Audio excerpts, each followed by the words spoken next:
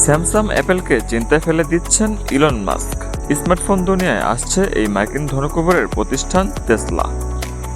চলতি বছরের ডিসেম্বরেই বিক্রি শুরু হবে নতুন স্মার্টফোন টেসলা পিআই ফোন।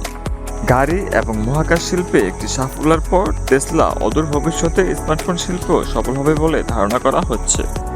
যদিও প্রতিষ্ঠানটি এখনও এই বিষয়ে কোনো ঘোষণা দেয়নি, তবে টেসলা পাই ফোন নিয়ে বিভিন্ন তথ্য পাওয়া যাচ্ছে। টেসলা ফোনের কিছু বৈশিষ্ট্য এবং স্পেসিফিকেশন তুলে ধরা হলো। ডিসপ্লে: টেসলা পিআই ফোনে 6.7 ইঞ্চি ওএলইডি ডিসপ্লে থাকবে।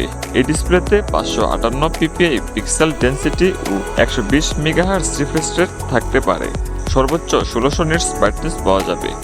ক্যামেরা: ফোনের পেছনে থাকবে ট্রিপল ক্যামেরা।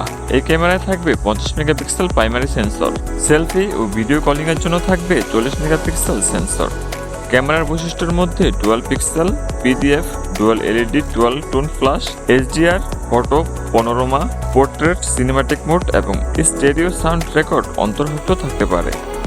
কর্মক্ষমতা: টেসলা ফোনের জন্য নিজস্ব চিপসেট ডিজাইন করা হয়েছে। এটিকে টেসলা প্রসেসর নাম দিয়েছে বলে জানা গেছে।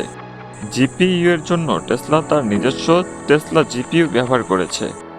পিপিআই ফোনে ব্যবহৃত স্টোরেজের ধরন হলো এনভিএমই।